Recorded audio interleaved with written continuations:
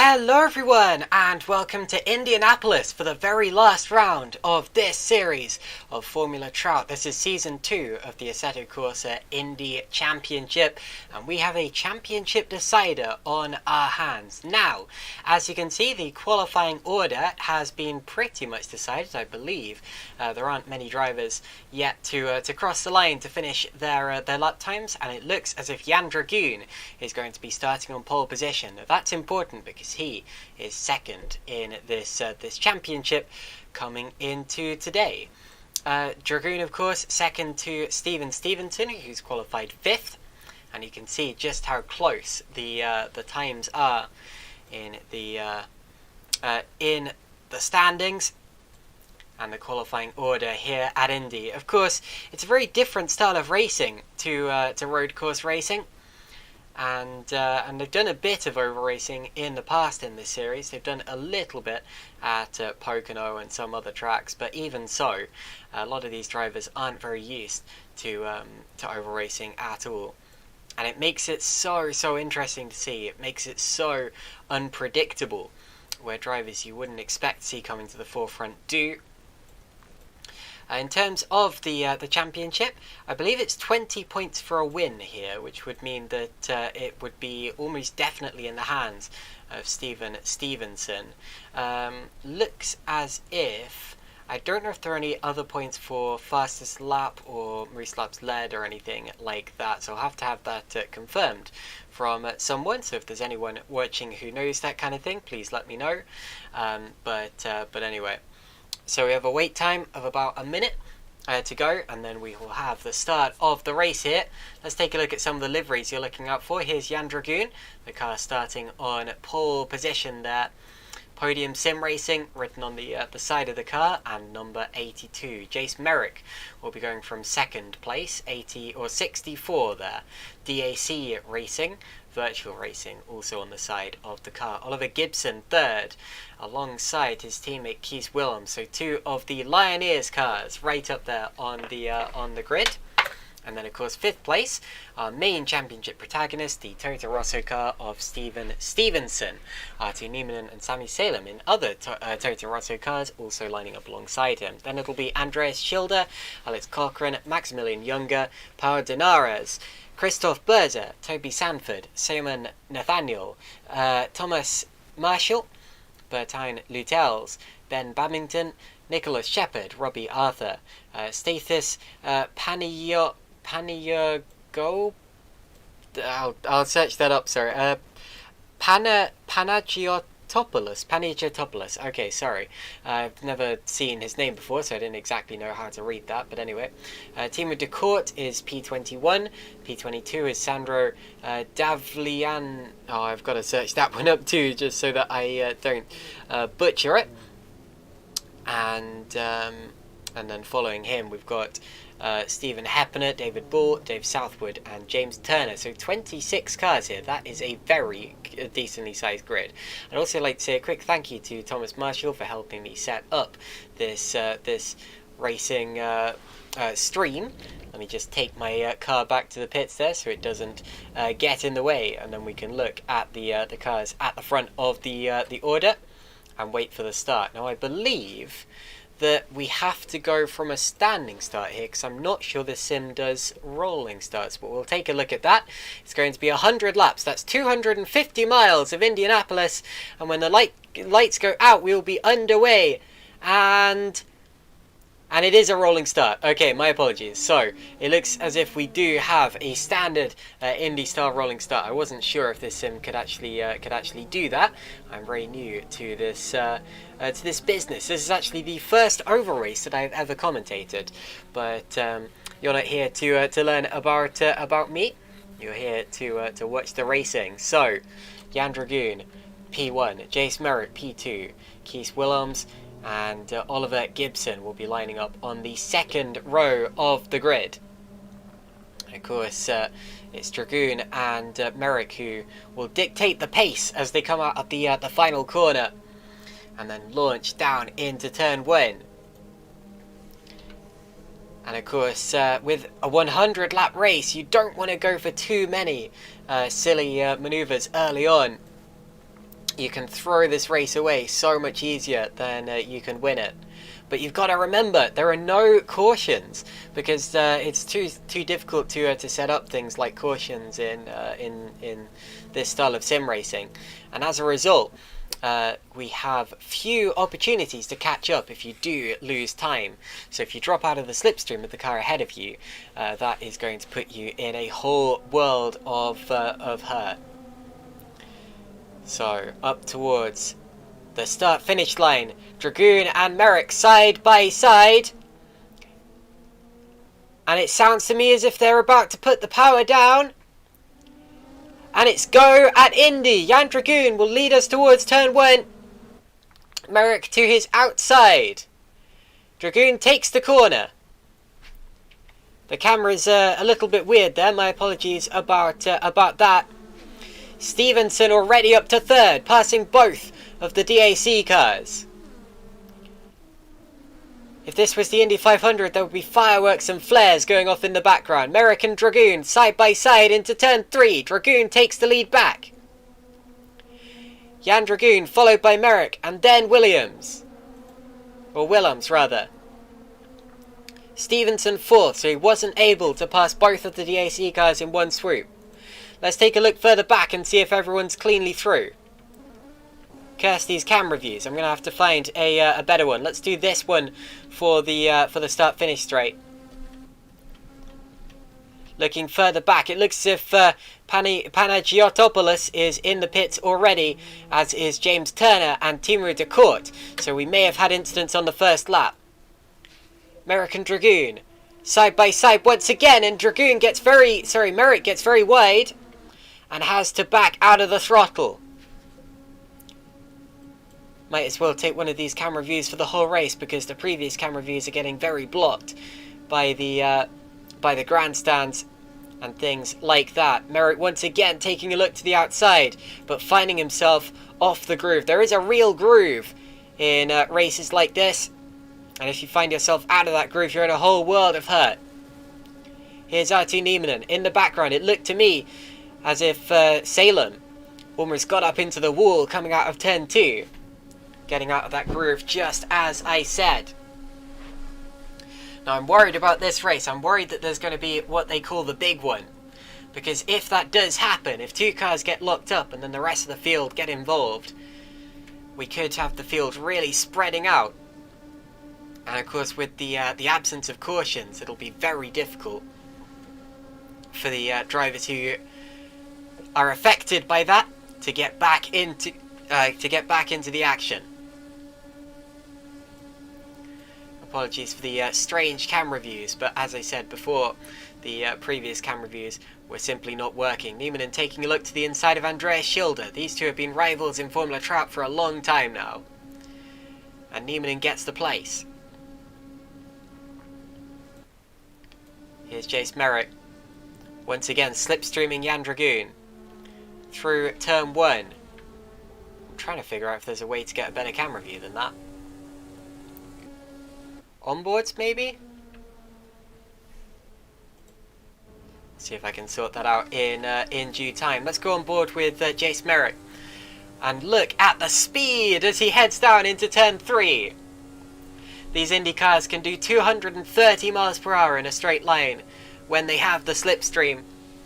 It is simply amazing stuff to watch. And I think we've got a driver dropping back there just outside of the first few places. Let's scroll back and see if we can see if anyone's got damage. Oh my goodness. Well, there's the problem. And that was, and I have to wait until it was Timur de Court. So Timur de Court there has been for a massive flip. And we didn't see how that happened, but it's lost him a lot of time. Talking of losing time, Dragoon now beginning to check out a little on this lap. 9/10 of a second is the gap for the lead. Whoa, and there's a car stopped to the inside. Let's scroll back to find out who that was and see if everyone avoids him. I think it was Perdinares, and he's put himself back into the pits to avoid that issue. Now Merrick's lost 0.3 of a second on that lap. As out of the pits comes, I think, Timur de Court. Impressive that he's managed to make his way out of the pits. Yes, Timur de Court has made it out. Hodenaris is now disconnected from the server, so he becomes, I think, our first official retirement. Because I don't think that... Oh, and Merrick's been passed now by Stevenson. So Stevenson is up to second in the early stages of this race. Jace Merrick down to third, with some time to be gained. Merrick's really been dropping back these last couple of laps. I wonder if he's got damage. Maybe just got up into the wall at some point and bent the steering slightly. He looks to be okay down the straights. Very straight steering on that car though, you'd expect, with the setups that these cars often run, for the steering to be hanging to the right a bit more. But it looks as if pretty much everyone has a relatively... Yeah, look at that, it's almost like a road course setup. The front right tyre wobbling about on Stevenson's car. It almost looks like he's flat spotted it, but I don't think he has, because we haven't seen him slide or anything like that. And of course you don't brake on this circuit.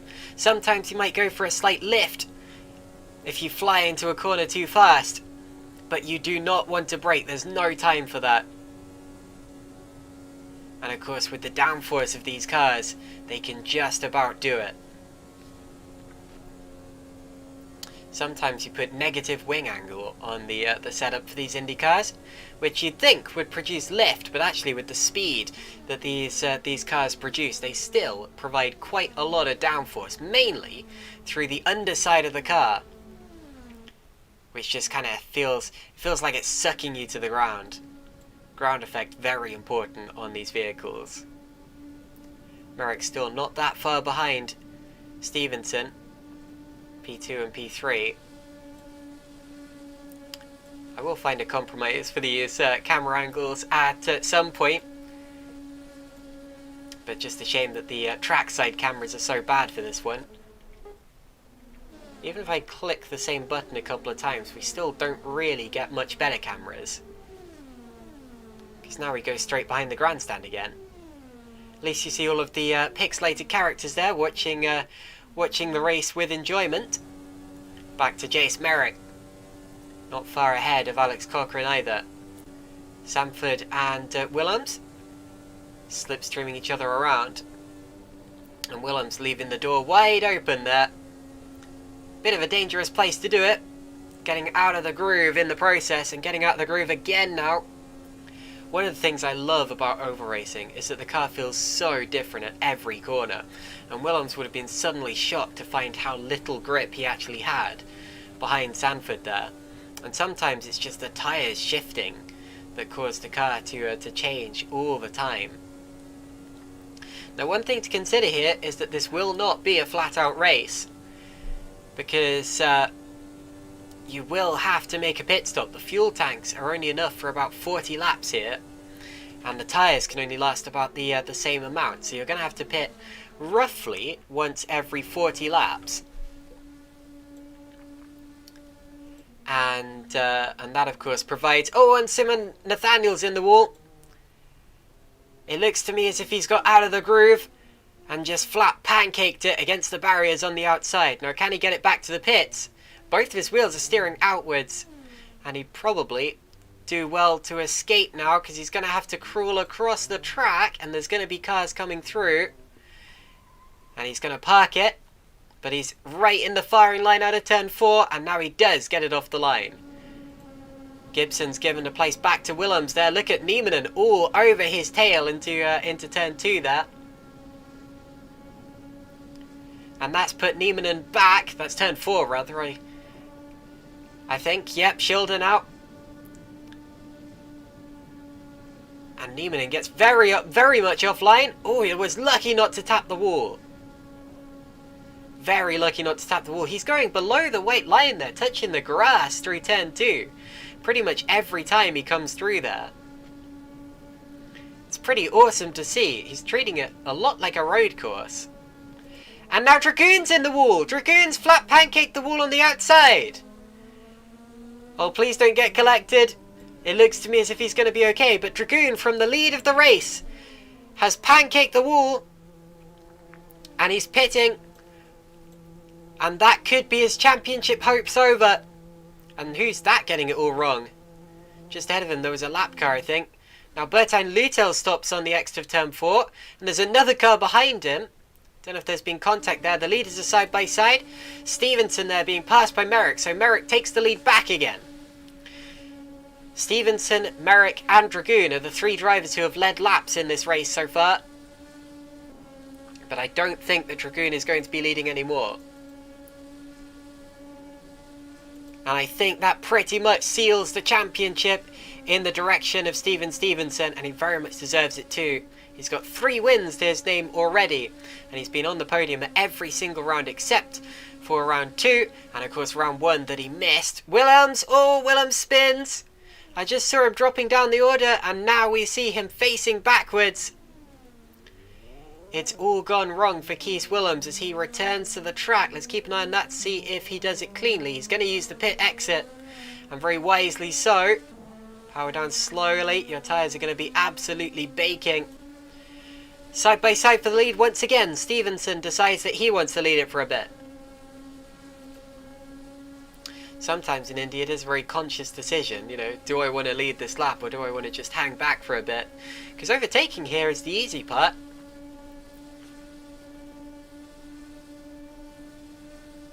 Really looking forward to the pit stages. I'm predicting 2 stops for this race, and you can see there that Merrick really has to back out of the slipstream, back out of the throttle. Now actually, with Heppener, Willems and Bull coming in this early, I'm wondering whether I've misjudged it in terms of the tyres. Maybe it's going to be more like every 20 laps that you have to come in with the tyres. Well, it's going to be the right-hand tyres that are wearing, because those are the ones that take all of the force around this circuit. I like this comment we just got on the Twitch stream. Steve Stevens' dad says, "Go Stevenson." I don't think we have to speculate much on the relation to Steven Stevenson there, who's out in the lead of this race. But yeah, it looks to me as if his dad is cheering him on in the Twitch stream, which is good to see. Apollo Victoria also saying Bambi Bus. I'm not entirely sure what that refers to. Another thing of note is that, of course, if you look at the times down here, drivers like Heppener, Dragoon, etc. are now laps down. You know, 1 or 2 laps down after their stop. It shows you just how much time you lose from coming into the pits, and that's going to play into the strategic part of this race as well, as Marshall and Nathaniel are now both out of this race as well. But yeah, that's going to play into the strategy, because you don't want to find yourself coming out into the face of the leaders or having too much traffic, or maybe you do want traffic. Maybe the slipstream is enough to outset the time lost in the corners. I think it probably will be, actually, depending on how quickly that car's going. Right on board for a bit with Jace Merrick taking a look at the rear end of Steven Stevenson's car. The car moving about very understeery.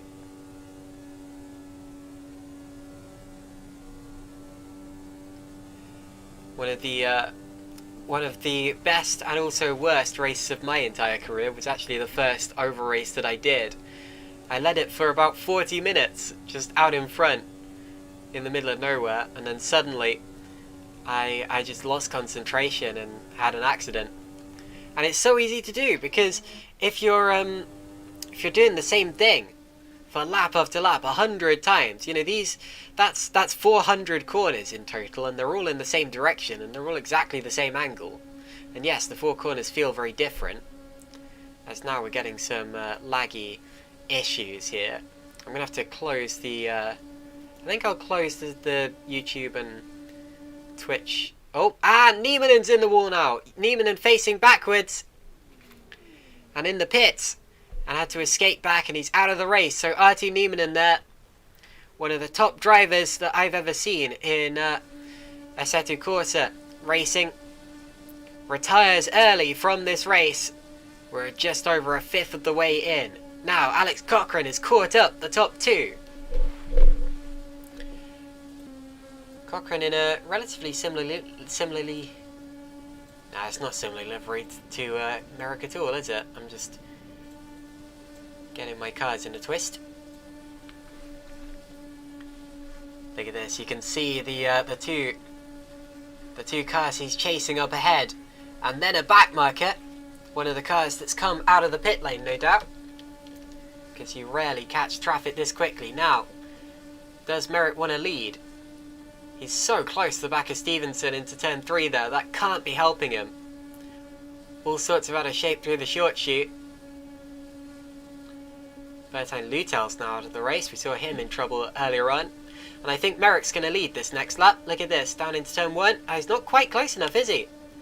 Alex Cochrane with the fastest lap of the race so far, despite older tyres. That's the importance of the slipstream. That's how good it is. All 3 of these drivers have slipstream now. It's basically like having the DRS open on a road course. And they're catching quite a lot of cars here, so if they are going to make their pit stop soon, now might be a good time to do it. That car running a little wide. That's Timo de Court. He's been into the pits a couple of times, I think, after his various incidents. Look at Stevenson going through on the inside. Oh, does de Court see him? Yes, he does. Does he allow Merrick through as well? He does, but Merrick's offline. He's onto the inside. And de Court lets Cochrane through, and I think Cochrane was probably the least affected of the 3 in that one. Into the pits comes Maxi Younger from P10. Plenty of time still to be gained from him in this race. Dave Southwood's just past Christoph Berzer. You'll be hearing a lot of, or you'll be seeing a lot of passing in this race as a result of the... Whoa, there's a car parked sideways on the entrance to the pits there. That was Keys Willems getting it all wrong. And it looks as if he's got damage. I reckon he's hit the retainer wall there. Jace Merrick comes into his box, and it looked as if that was a very clean pit entry. The pit entry here is so difficult. How many times have we seen cars locking up the wheels and spinning the car around on pit exit here at Indy? Pretty much every year. I remember Marcus Ericsson doing that 2 years ago, and Ericsson's one of the best drivers in the business, so if he can do it, then anyone can. Cochrane's going to pit. So Stevenson stays out the longest of the top 3. There you see the tyre marks from where previous cars have slid out. Cochrane coming in. It's Toby Sanford who inherits 2nd. Gibson is 3rd for the time being.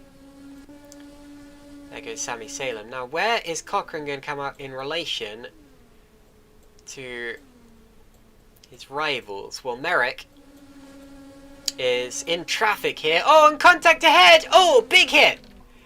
Ben Babington. And that was Babington coming together with Sanford. So Sanford off from 2nd. And it looked as if one of them just did not see the other. And now they're beating each other up in the runoff area. Almost looks like the red mist there. And Sanford's got his car wedged in the wall. Well, that is disastrous for those two. And Babington wasn't actually that far behind Sanford in the effective order. Yes, he was a lap down, but that was mainly because Babington had pitted and Sanford hadn't. Anyway, Cochrane has actually got out a little bit of a way ahead of Merrick here as they pass the 2 stricken cars at the side of the road. And the surprise in that, as Babington has got his car running, Sanford's still parked there in the wall. Not sure what he's intending to do there. And what's happened to Schilder? I think Schilder's had like a wheel disconnection or something. Schilder stopped in the barriers and has gone back to the pit. So something very drastic happened to Schilder. And Sanford gets his car running. He's going to have to take the apron back to the pits. Look at how bent that suspension is there. Yeah, as I was saying, Cochrane has got out significantly ahead of Merrick here. Plenty of time to be gained. Stevenson now into the pits. Let's take a look back at... looks as if Salem did manage to get past there without too much of an issue. So Salem's going to temporarily take the lead of the race. We're not looking for Schilder. We're looking at where where Stevenson is going to come out in relation to Cochrane. So he puts the power down. Now here's Alex Cochrane coming through turn 4. I reckon Stevenson's going to lead relatively comfortably, but you have to do the entirety of the apron on the exit. Where's Cochrane? He's going about 100 miles per hour faster right now than Stevenson. It's going to be close. It's all about where they are down into turn 3. I think it might just be Cochrane actually, so I was wrong. He's in the slipstream. He's going 3 wide and through. So Cochrane retakes the lead of the race. That was Stephen Heppener that they both had to go around. Now Salem and Berza are in the pits this time. Stevenson also clears Heppener cleanly. There's Salem, there's Berza. Cochrane retakes the lead of the race. Now it looks as if it's actually going to be a 3-stop strategy, judging by when those drivers pitted. Maybe even a 4-stopper, because they might require a splash and dash. So it's Cochrane, it's Stevenson, Merrick, as we expected, but Merrick lost a lot of time. Not sure exactly how that happened. He must have been really cautious onto pit entry. Gibson keeps 4th place. And then it's Salem and Younger. That's going to be close for 5th here. Younger's going to be slipstreaming Salem down the straight. And Younger, I think, is going to claim P5. Ironic, since he's got Fiver on the side of his car there. And Younger does manage to take P5 around the outside. Very brave manoeuvre through the short chute between turns 3 and 4. Stephen Heppener now into the pits. That's going to put Robbie Arthur into the top 10, I think. Weird angle for the wheels to be out there, but anyway.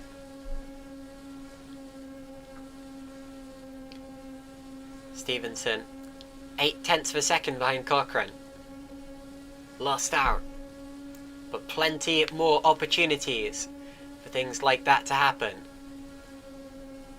That looks like Heppener coming out the pits there. There we go. Heppener on pit exit. Might just keep 10th place. Where's Robbie Arthur?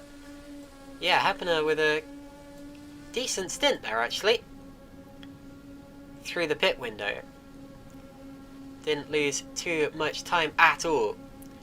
Let's take a look at Younger and Salem. There's a car moving very slowly on the outside of that corner there. Not sure whether they got into the wall, or whether they were just getting out of the way of our leaders. The trouble, of course, with this track... Oh, and there is a car parked! Look at that! And that looked as if it was... Oh, look at this, sorry, Salem slipstreaming Younger. It looked as if it was one of those cars that had been affected by various other incidents earlier on in the race. Salem does take 5th, Younger does make the corner. Good to see. Let's take a look back and see who that was. So Robbie Arthur now out or in the pits. Keith Willems, Andreas Schilder. Timo de Court is the driver I think we just saw parked sideways across the road.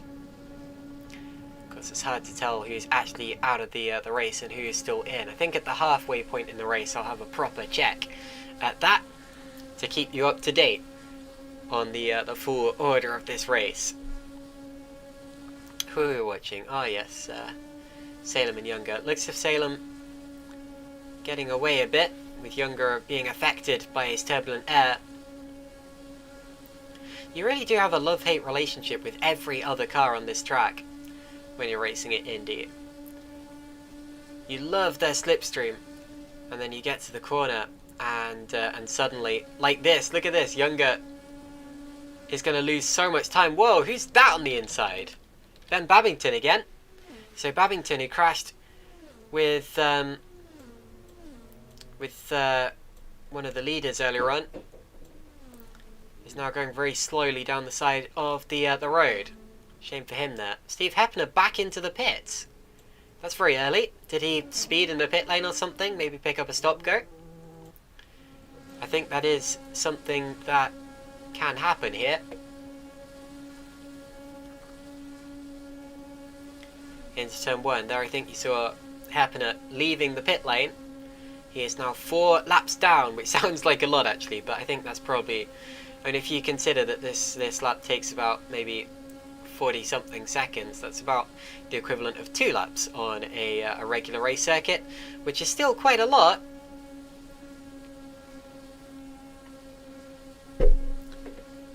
Anyway,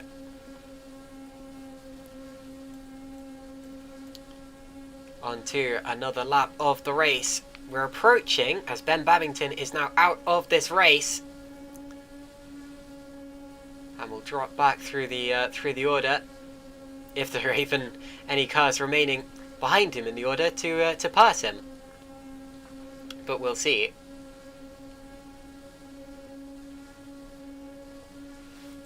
Let's have an early check of that. Actually, I'm gonna have to go to this screen, I'm afraid, because it's the only way that I can reliably see who's still in the race. Schilder, Willems, and De Court haven't moved in a while. Also out are Babington, Niemanen, Lutels, Nathaniel, Denares, Marshall, Shepherd, and I'm not even going to attempt that name again. I'm so sorry. But anyway, it looks as if Stathis did actually complete a lap. I was wondering whether he hadn't started the race, but anyway. Now that does mean that we have 15 of the 26 starters running in this race. It's been high attrition, and I'm not surprised, because after all, this is Indianapolis. Attrition is one of the many things that the Brickyard is known for. The Brickyard, of course, so named because it used to literally be made of bricks, and you can still find some of those bricks in the local creek, according to legend. And there is still a small strip of them, in fact a yard of them, across the about where the start-finish line is. So Cochrane laps a back marker. Does it cleanly. That's good to see. iFuji saying, so many DNFs, at least to start with clean-ish. Well, I wasn't watching the back of the order at the start. I have a feeling that it was a lot less clean further back, because there were 2 or 3 cars who had to come into the pits at the end of that lap, but oh well, that is to be expected. Who is that they're going past? David Ball there. Running P15, 5 laps down, but continuing, and actually I was about to say getting out of the way rather nicely, but that was a little bit hairy there. I was a bit worried he was going to take out the rear end of Jace Merrick's car, but I think we're okay. And breathe. Not sure exactly how far the points go down to in this series, whether it's 10th place or 15th. Looks to me as if it's 10th place. Might be 12th. Sorry. Yeah, I think it is 12th place actually, looking at the previous rounds of this championship. Should have done a little more research coming into this, although I'm afraid since this is my only round of this championship, I was a little bit last minute. I'm so happy to have been called up for Indianapolis though. I've been wanting to commentate over racing for a very long time. Over racing, in my opinion, is probably the most underrated style of racing in the world, because yes, it's huge in America. Especially the super speedway racing, it's huge in America, but you just don't get it anywhere else. You get short ovals in other places. I've actually done a short oval race myself in it was a dirt oval race in an old Nissan Micra, believe it or not. But Salem there, I think Gibson's had a problem. Sorry, Gibson's hit the wall coming out the final corner. Steering bent. Oh, and who's that in the wall? David Ball there has got it all wrong on pit entry, and he's hit the pit retainer wall. So a couple of cars off in turn 4. Not sure if there was contact or whether they've gone off by their own volition. But anyway, it always amuses me how sometimes in the sim you can have both front wheels pointing in one direction and the car will go in a completely different direction. And he's overshot his box. Easy to do when you have damage, but the day goes from bad to worse for Oliver Gibson. But yeah, as I was saying, people say that, you know, it's just driving around in circles and must be boring. But what they don't realise is you just can't get bored going at 230 miles per hour. David Ball now out of the race, I'm afraid to say. And of course you have a whole different style of strategy in this racing as well. with the cautions. Of course, we don't have cautions in this version, but even so. And of course, when you're all doing exactly the same thing, and there's really not much opportunity to go faster or slower than anyone else, you need to be ever so slightly in the green. You need to get those tiny margins. Now, I'd like to quickly answer Stathis' question there in the chat. Stathis 131313. Why can no one pronounce my last name? It's actually because I can't see your last name. Yes, I heard you there saying, to be honest, the whole thing wasn't on the screen. Yeah, really sorry. I couldn't see your whole last name. I'm going to read it off the entry sheet. Sorry if I get this wrong. Stathis Panagiotopoulos. Panagiotopoulos. So, at least I'm close with that. But yeah, the main reason was because it wasn't all shown on the screen, and I'm really sorry about that. But, you know, Assetto Corsa only has a limited amount of space on the name tiles there. There's another lap for Jace Merrick. The engine getting a little monotonous, so let's ride on board, where it sounds even more monotonous. But anyway, I guess that is one of the only drawbacks from oval racing. Oh, and I believe that we have an interview. Let me just double check that quickly. Ah, yes. Well, I actually need to put myself into the commentator's channel for this. Let's bring in Case Willems. Case, are you there? Yes, I'm here. Hello. Jolly good. Let me just turn you up quickly because I'm not sure we can hear you very well. Okie dokie, there we go. Case, unfortunate to see you out of the race so early. I saw you in a couple of accidents there. What happened exactly? Well, I guess it's just a bit of a bad fate with me and ovals. My race in Michigan only lasted 5 laps at a tangle there with Alex Cochran, Pocono. I can't remember if I finished that. That also went pretty bad. So I was not sure if I was going to do great here as well at the Indianapolis. And unfortunately, it didn't went great either for me as well. I tapped the ball, unfortunately, and with Assetto Corsa's great physics, means pretty much your whole car is just damaged at that point. At that point, even with the slightest amount, you hit the wall. So I had to pit. Then I already was like 1 or 2 laps down, unfortunately, as I came out of the pits. And then a few laps after that, I hit the wall again. By then I was like, no, I don't think it's worth continuing. Unfortunately, can't come through to our tried and true quote moving forward. So, but yeah. Such a shame. Not the greatest for me, yeah. We're halfway through this oval race now. How have you found oval racing? Is this the first time you've done it? This is my 3rd oval race. Michigan was my first, then Pocono, and then Indy is my 3rd. Well, you could say they're pretty easy. Just stay on the gas as much as possible and turn left. But obviously, there is a bit of a technique that you need to learn to actually keep it on throttle most of the time, because some tracks like this, sometimes if you go just a bit too wide or your line is a bit too much off, you will have to lift off, unfortunately, costing you time. Yeah, I don't know what it is with me and ovals. I guess it's just maybe it's just bad luck. Maybe it's some kind of bad omen with me and ovals. Yeah, well, it suits some people and it doesn't suit others. As you say, there is a bit of a technique to it. Unlucky Case, thank you for coming in to the interview, and yeah, I hope you enjoy the final 50 laps of this race. Yeah, thank you. Thanks for commentating. No problem at all. Okay, so that was Case Willems, who unfortunately is out of this race in the early stages. Sorry that I didn't see you in the broadcast room for so long, Case. I actually wasn't checking my Discord over the course of this race. But anyway, I've missed a bit of... oh, and Cochran into the pits there. So Alex Cochran pitting from the lead after extending his lead, putting Stevenson and Merrick through. And Stevenson and Merrick, of course, fighting hard.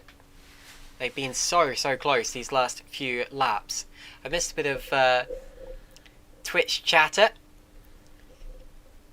Cochran is a 10th faster per lap, said Connor Peltmans. He does appear to be pretty darn quick here.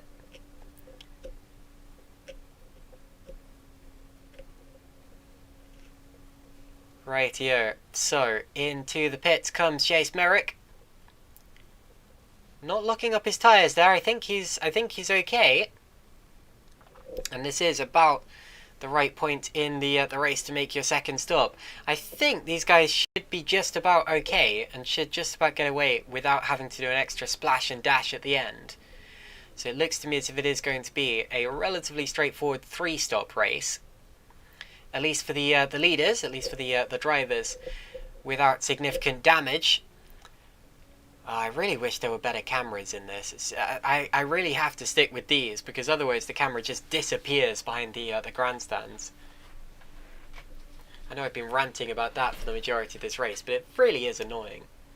Here's Sami Salen.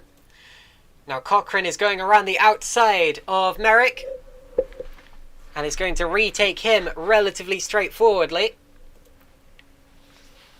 And that means, of course, that it's just down to Stevenson now, who is in the pits as well. Puts the power down. Let's watch from on board Cochrane. Now, he's coming out of turn 4, and that did look like a pretty quick stop from Stevenson. But as we come through turn 1, you're going to see the little black dot of Stevenson's car appearing on the left-hand side. There it is, on the pit exit. And they're going to be right together down the straight, just as they were after the first round of pit stops. And just as he did after the first round of pit stops, I think Cochrane's about to go for a move. Into turn 3, to the outside, relatively straightforward. Stevenson touches the grass, but makes the corner. They're both about to lap. I think that's Stephen Heppener. It's Robbie Arthur, my apologies. So Arthur getting out of the way. And through on the outside go both Cochrane and Stevenson. And once again, Merrick losing a little bit of time in the pit stages. Because remember, he was right on the back of Stevenson after catching him for the entirety of the last stop. Of the last stint, rather. And now Stevenson's going for the lead. He's on the outside. And he's lucky, actually, because Cochrane was coming up a bit. So good job to leave him enough space from Stevenson there. They're about to pass Christoph Berzer. Down the straight, Stevenson really wants to lead another lap. To the outside. Very brave. You've got to get out of the groove to do that. It's like an ice rink up there. You can't see the marbles. And I'm not sure the sim does actually simulate them, but I do know that it's just not the ideal line. There's not as much grip up there. And with the banking of the track, you want to be as low as you possibly can. Onto the straight once again. Stevenson is absolutely determined to lead again. To the outside he goes. He's got his nose ahead. And they touch! And Stevenson's going to be in the wall. He bounces off the wall twice, and he's come together with Merrick as well. Now, Merrick's got away relatively lightly there. I think he's okay. But Stevenson has been bouncing off the walls throughout the whole of this first sector. Is he going to make an emergency pit stop, or is his car okay? I think he's losing time here. Well, I know he's losing time here, but I think part of that is because of potential damage to that car. He does come into the pits. That is the end of Stevenson's challenge for this win today. And he's going to hit the wall again in the pit lane and might have even picked up a penalty for that as well. What a shame for Steven. I'd like to quickly acknowledge, I do see your jokes in the Twitch chat there about Alex Cochrane's abbreviation. I'm not ignoring that. I just don't know how much I could get away with that. I know that Ross likes to joke about that stuff, but for now I'm content with just acknowledging that I've seen it. Keep it up, guys. I am enjoying the Twitch chat here, and it's good to see so many people watching along for the final round of this Indy Formula Trout Indy series. 60 laps, so we're now 3/5 of the way through this race, if that makes sense. I mean, it does make sense. Sammy Salem's in the pits now, and that's going to give the lead back to Cochrane, and he's going to lead it by over a second from Merrick. And it's very much Cochrane versus Merrick for the lead now. Southwood versus Salem, and potentially Berza and Younger for third. Tell you what, Yad Dragoon's not that far back, is he? Dragoon's been doing a pretty good job, despite that incident in the early stages. He's having to come back from a long way back, and his championship may be pretty much up, even though Stevenson's had an incident. iFuji saying if Dragoon can win the race, he's won the Drivers' Championship. I'm going to have to take your word on that, because I don't quite see how the championship standings work. If someone would kindly send me, how many points you get for which position. I'm mainly interested in the bonus points. Like, do you get bonus points for leading the most laps? Do you get a bonus point for leading a lap? Because that could really sway this championship. Still looks to me as if Stevenson's going to win it. But Jan Dragoon is really going for it. He's not that far ahead of Stevenson, actually. And they've both had their own incidents in this race. So now that the order is a little bit more spread out, who should we have a look at? Here's Robbie Arthur's on board in the Iro International car. Down towards turn 1 he goes. Misses the apex slightly. Clipping the apex quite late there. Not the ideal line through turn 1. He appears to be fighting quite a lot of understeer here.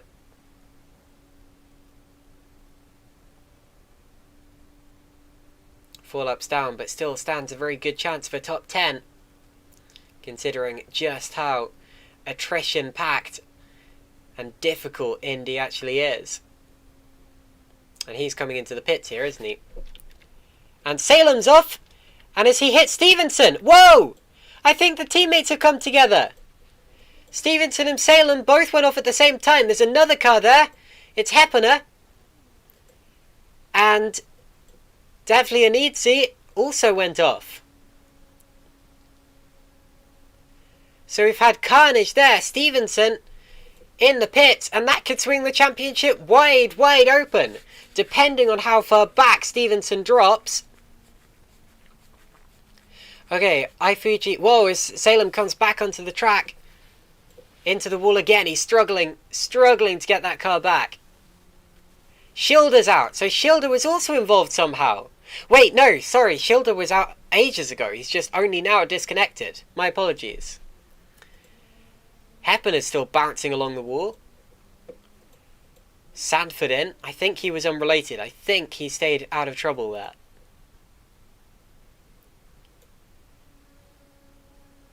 Merrick passing some of the stricken cars on the left-hand side.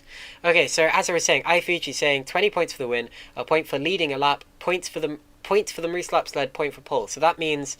And who got pole? Wow, I can barely remember. Stevenson is out of this race. It was Jan Dragoon who got pole, wasn't it? So Dragoon's now got a point for leading a lap. He won't get a point for leading the most laps, because I'm pretty sure that's going to go the way of Alex Cochrane at this rate. But he does also get a point for pole, so that's 2 extra points. He's 5th place now. Now Stevenson is not going to score. I think Heppener's off again. Oh, that's a bad place. Okay, well at least he's got it down onto the apron. Okay, so Stevenson's not going to score because you need to be in the top 12. Don't do that, don't do that, don't do that. Please. If you're going to spin turn, please do it on the apron. And on the apron only. No! What? I don't know what Stephen Heppener's doing here, but it is very dangerous. And he's going to go back up onto the track again. What is he doing? Well, he keeps doing spin turns. Can he not steer left? I think what's happening is that he can't steer left, so he's trying to spin turn the car back to the pits. That is seriously dangerous. He needs to stop doing that. Please retire. Please retire from the race. You are going to cause an accident here.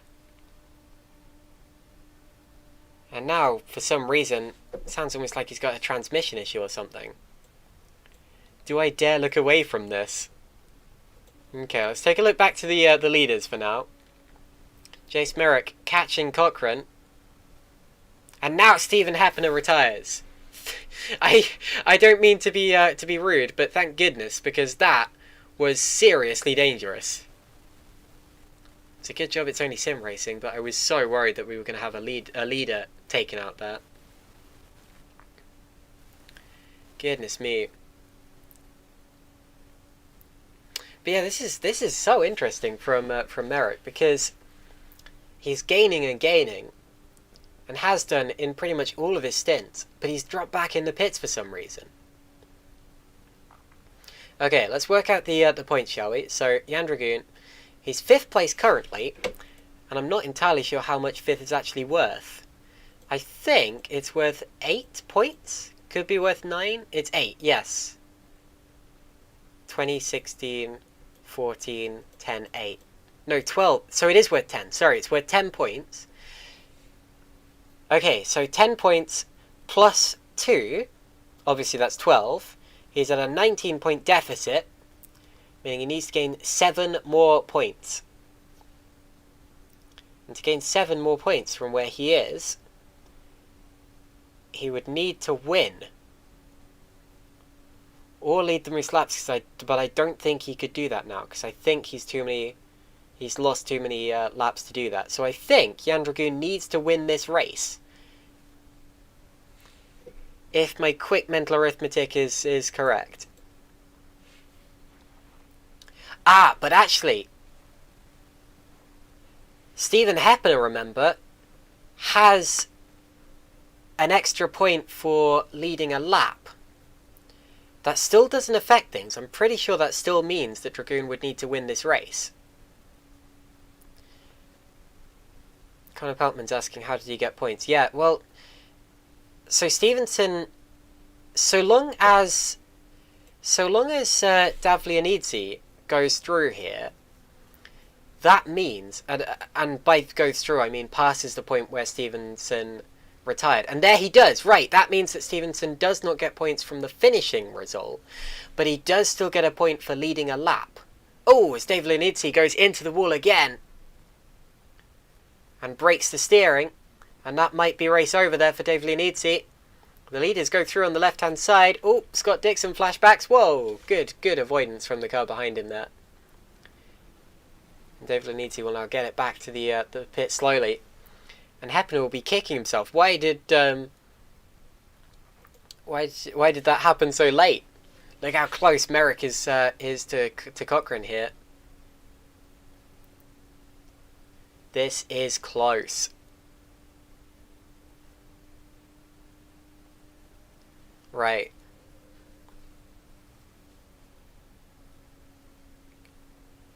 Into turn 4. Now, I don't want to curse anything. It still looks relatively, or change anything, I suppose. It still looks relatively unlikely that Dragoon is going to win this race. Because, yeah, he's right on the back of Younger and Berzer, and it would be a great drive if he was to get a podium. But he would need something to happen to these top 2 if he was still going to win the championship. I reckon that Stevenson's got this, despite retiring from the race. And we're almost into the final quarter now. So we're running out of time in which it might happen. Onto the start-finish straight. Merrick dropping back a little on that lap. He caught right up 2 laps ago, though. Dragoon's in the pits. Also, Salem passing southward on the straight there. That's for P7. But yeah, Dragoon stopping in the pits. Looks as if he's overshot his box, so that's not going to help him. And that might cost him a chance to run for the podium. We're into the final quarter now. And that might well be it for Jan Dragoon's podium hopes. But remember, Berzer and Younger both still need to make pit stops as well. So what could happen, or what happened to Dragoon, could happen to the other two as well. Only 12 cars left in this race after Heppener and Stevenson's retirements. Plenty of incidents and accidents, and a lot of them we don't know the cause of because we didn't see it happen live, and we don't have replays, unfortunately. Younger's now past Berzer because Berzer's off! Whoa, and he just gets out of the way in time. Just gets out of the way, and who's that in the wall? Dave Luniti again, I'm afraid. Alex Cochrane now in the pits. So Merrick temporarily leads the race. And that means, of course, that Younger is now relatively safe in third place. If his pit stop is safe, if his pit stop goes well, and he drives the rest of the race cleanly, then he should be third place. So Cochrane stops. Here is Maxi Younger. Is he going to stop this lap? He stays out. Passes Dave Luniti. And Berzer, who's still creeping back on pit entry. Merrick now into the pits. Let's ride on board with Alex Cochrane and see what he sees as he approaches that part of the racetrack. He's got to be quick, but not too quick on pit exit. It's so easy to go over that grass on the outside there. Here we go. Is Merrick going to drop back like he did in the first couple of stops? Is Cochrane going to lead like he has done after the previous two pit stops? Or is the lead going to change hands? I think the lead's going to change hands. Into turn 1 we go. Where is Merrick? Take a look to the left-hand side. There he is. And that looks to me as if Cochrane's going to pass him on the straight. This is for the lead. Let's go to F5 mode so we can see this better. And it actually might not be there. Look at this. But Merrick's wide. Merrick leaves the door wide open. I'm so surprised about that because he had every right to take the corner. So Cochrane does retake the lead of the race. Younger now into the pits. And now it's going to be official that they'll lead. Now I think Younger led a lap there, so he'll get a point for that.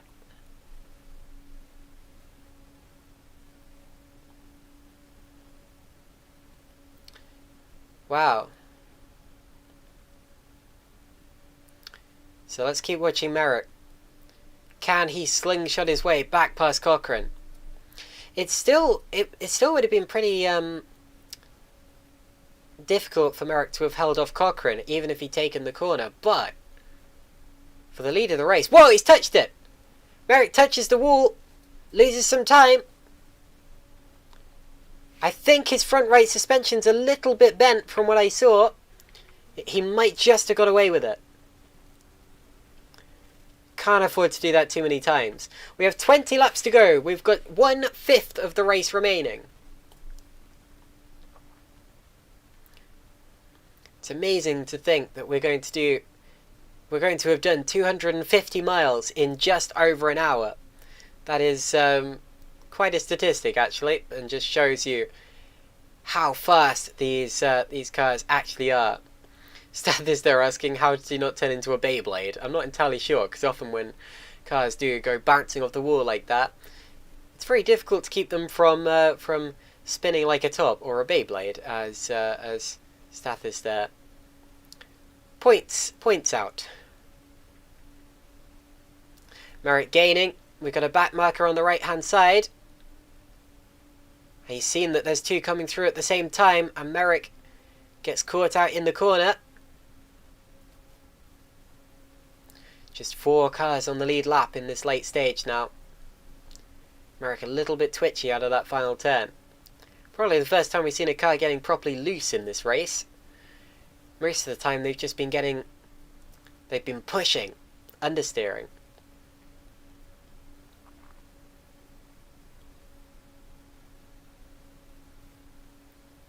Down the back straight they go. Arthur pitting from 10th. I think he has enough of a gap to still get out in 10th place there. Everyone who finishes this race scores points for it, because the points I believe, go down to 12th position.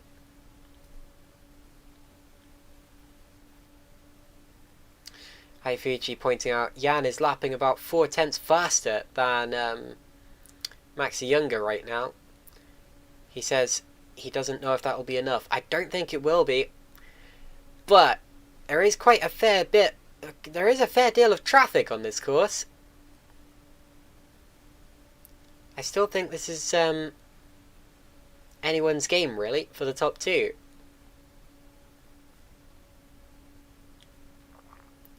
Out of the final turn. Sorry, for the third and fourth. Still getting a little distracted, a little mesmerised by this battle for the lead. Because Merrick, trouble is, every time he gets close, he gets caught out by the turbulent air. What he needs to do is really slingshot his way off of turn 2 or turn 4 on one lap. Hope that Cochrane makes an ever so slight mistake, and then he'll be able to get him into the next turn. But he needs to do it quickly and in one decisive move, because otherwise he just gets caught out again.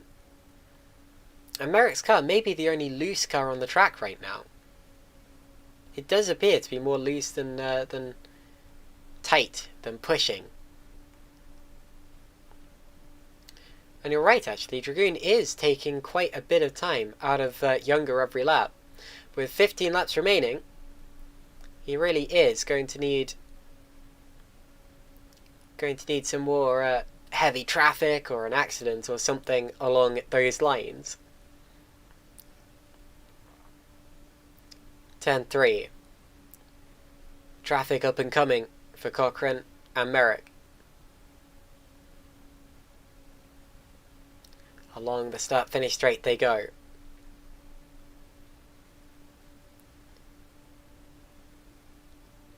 Turn 1 once again for the 86th time.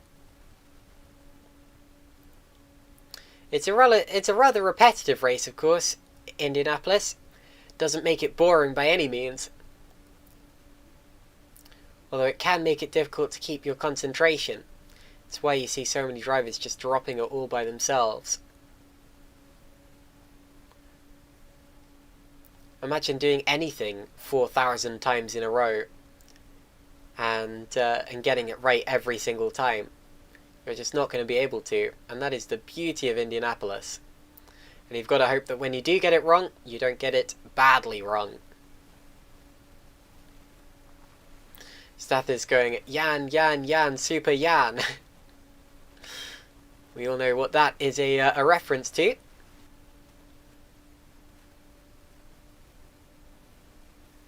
Into turn 3. A lot of bad sports today seem to be hoping for a crash between these top two, cheering for chaos. Well, to be honest, that's what over racing is for, isn't it? I'm joking, of course, but it would certainly spice up the action in the late stages. They're half a minute ahead of the rest of the field. Oh, hi, Case MSTR joining us in the Twitch chat now, saying when was the last time the leaders pitted? It was about 75% of the way through, so 75 laps in, and we're not expecting them to stop again. I was worried earlier on that they were going to need a splash and dash or something along those lines, but they're going to be okay. They're just about going to be okay. And Dave Southwood's out. So Southwood out. And I think there may have been a coming together with Salem. And look at that. We've got Turner, who seems to have forgotten how to turn, ironically. The car pointing completely the wrong direction. Well, it's pointing the right direction. The wheels aren't. And Turner's out as well. So Southwood and Turner are out of the race. 10 cars remaining in these late stages. And remember, 26 started. So this is quite something. Ignore that notification. Timo Decourt has been out of this race for a long time as well. He's just only now decided to disconnect. Salem into the pit. So Salem going for a splash. Wait, no, he was involved in the accident, wasn't he? My apologies. Has about 4 laps over Arthur behind. Fuji saying he's got to talk to Robbie to give him some team orders to take out the leaders. Yeah, please don't do that. We don't want any Simon Pagenaud style sim racing nonsense here at Indy today. Let the Lando Norrises of this world win for once.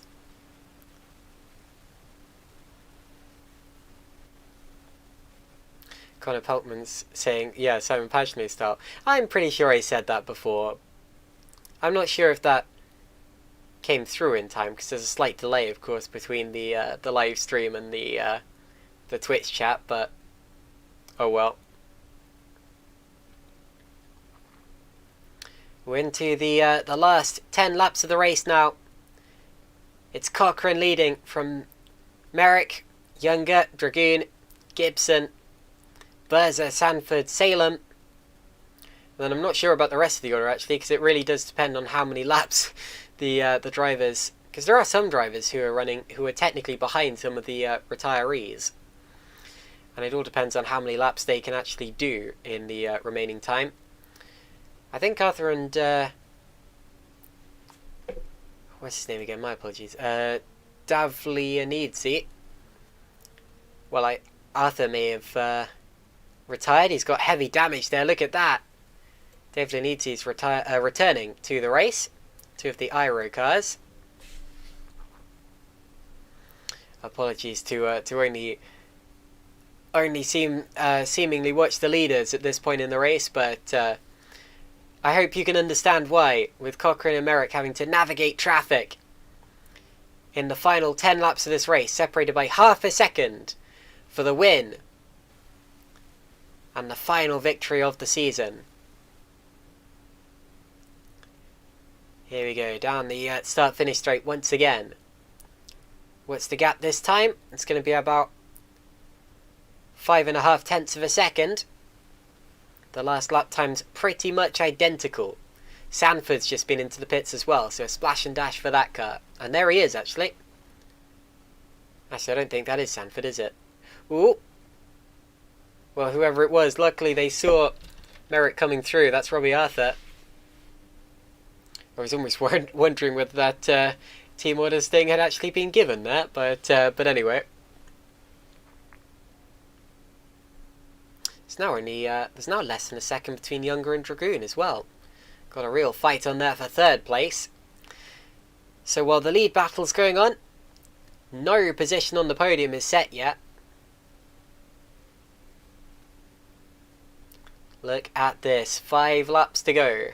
6 laps including this one, I guess. Less than half a second between the leaders. I'd love to take... Actually, let's take a look at these two just very, very quickly. I don't want to miss anything between the leaders, but look at this.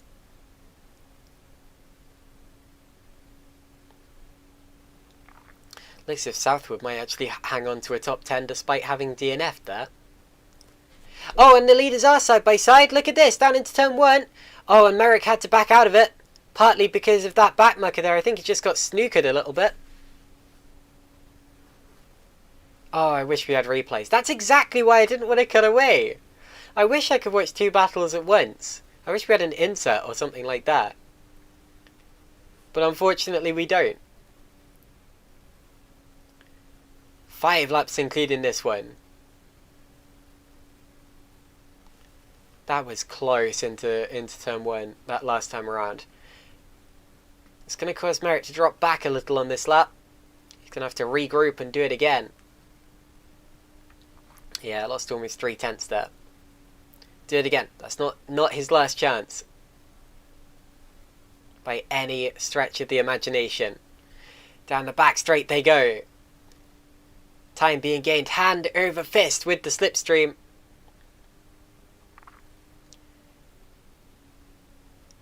Into turn 3.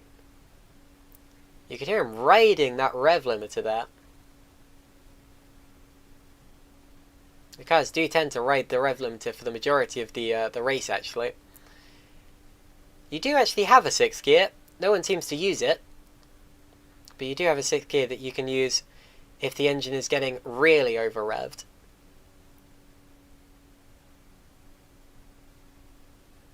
Tends to happen if you're running right up behind someone else. Right, over half a second between those two now. So let's take a quick look at Younger versus Dragoon, see if this will change before the end. Oh, time is really running out now. They've got to do something else. They've got to do something about the cars in front of them. And by them, I mean both Merrick and Dragoon here. Although Merrick really did drop a few more tenths on that lap as well. He's got to get this back. But he's losing the momentum. That opportunity that we saw might well be his last opportunity. And I'm afraid it's gone down the drain. Robbie Arthur now back into the pits. I suppose he can afford it since he's got, you know, many laps down to the 11th place runner. And then Southwood, of course, is not running. And on to the final lap of the race we go. Cochrane leading from Merrick. Merrick is gaining. But it's going to be too little too late, I think. Cochrane just has 2 more corners after this one to go to win the Indy 250, I suppose you could call it. 250 miles of the Indianapolis Brickyard. And there's a car in the middle of the road! Whoa! That was so nearly, and it was Boza. That was so nearly a change of lead on the last lap of the race in the most dramatic of circumstances. That got the heart rate running, but by less than a second, it's going to be Cochrane who wins this race. He crosses the line. Thank goodness. Jace Merrick is second. Now who's going to be third? I think it's going to be Younger. Boza loses out on 6th place as a result of that. What a final lap that was! Well, that nearly threw a spanner in the works, didn't it? Goodness me. So, Younger's going to hang on to third now. Jan Dragoon is fourth, and that means that the championship goes the way of Steven Stevenson. He deserves it, and it's a shame that he retired from that last race because otherwise he would have won it in much better style. But he does deserve it. It's been a very strong season from Stevens, with 3 victories and 4 other podium finishes as well. Congratulations to Steven Stevenson. Commiserations to Jan Dragoon. But a good recovery drive after the incident. Oliver Gibson is 5th. Then it's Toby Sanford. Christoph Boza, who isn't going to see the checkered flag by the looks of things. Sammy Salem. Then Robbie Arthur. Dave Southwood is still going to be 10th despite having retired from the race. And then it is Dav Leonidze. Props to him for finishing, actually. James Turner is going to score a point, actually. As we see Younger doing donuts after his 3rd place finish. And then we had many other retirements in this chaotic race. Rightio, let's wait for interviews. Let's see if we get anyone in to the interview room. We can now speak to... let's go up our podium finishes from the bonnet. Okay, so Maxi Younger, P3, you just about hung on to it. It was close there, Dragoon was catching, but you must be pleased with that. Do you... Yeah, sorry for that. Oh, there we go. Some technical issues there. Yeah, that was honestly great. It was really stressful at the end there because he was catching. I also have a few lap cars getting in the way, but yeah, I managed to keep ahead. The dirty air is really strong, even though it's an oval. It's very difficult to pass. So once I saw that he can't get alongside, I knew I was, unless I did something stupid, I'd finish it. Well, indeed, you did. P3 there, and it's been a strong season. Not the. Oh, it's my first race. See. Yeah, sorry. I'm running on autopilot right now. Yeah. Anyway, over racing. Do you get on with it? Have you done it before? It's my 3rd oval race, I think, or second. I did the first Indy race we've ever done, but I don't remember much of it. It was on the same track, so maybe that's what helped tonight. But yeah, I'm just happy I could wear the number one for once. Because yeah, I obviously don't get the chance often. So Indeed. Well, I was told to give you a shout out and say that you I was told to explicitly say that you were holding the number one because you won the last sprint series in Formula Lithium. I've been told you want me to mention that so you can brag about it to your friends. exactly, that is exactly why. Because they're probably watching. Hello. Fantastic. Well, congrats for that, and yeah, congratulations on your P3 there. It was close, but you got it. Thank you. Thanks for commentating as well. No problem at all. Radio, let's speak to second place finisher now, Jace Merrick. Jace, so close at the end there. You so nearly got it. But P2 is nothing shabby at this circuit. No, the plan wasn't actually to win. Alex, me, and Maxi were on a call, and we were basically doing team orders just to try and get maximum points for the team's championship. But I think because Dave retired, we might be off a little bit. Oh, that's such a shame. Well, Happy enough to kick everybody's butt, though.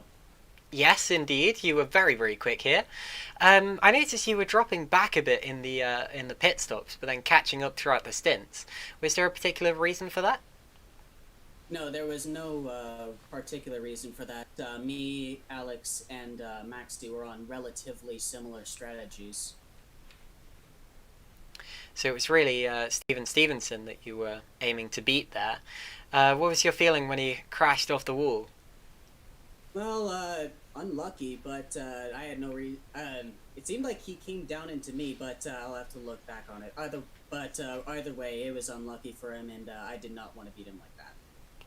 Yeah, he did come down into you because he'd actually already been into the wall. Came together with Alex first, I think. So I'm glad you weren't caught up in it. It was very, very close there. Yeah, thankfully, damage doesn't affect you nearly as much at this track. Like, it's only when you really, really get into somebody that your day's done. Indeed. Well, thanks for speaking to us, and congrats on your P2. Oh yeah, one more thing. Go Jack ahead. Smith is the Golf. Sorry? Sorry, Maxie asked me to say Jack Smith is the Golf. I don't know why. What does that mean? Apparently, it's a Vermin in joke that I don't know. Okie dokie. Well, I don't get it either, but anyway, thank you for that. Okie dokie. See you later. Thanks for having me. Okie dokie. So that was Jace Merrick from P2 there. Rightio. We now have Alex Cochran, our race winner. Alex, are you there? Oh. Fantastic. So there were so many close moments, so many situations that could have cost you the win, but they didn't, and you crossed the line P1. How are you feeling? Yeah, not too bad. I mean, it's nice to cross the line in first, but yeah, it's a shame. I had contact with Frogger, which you never want to do. I put him into the wall. Well, I think he went a little wide, and then Jace came through and also hit into him.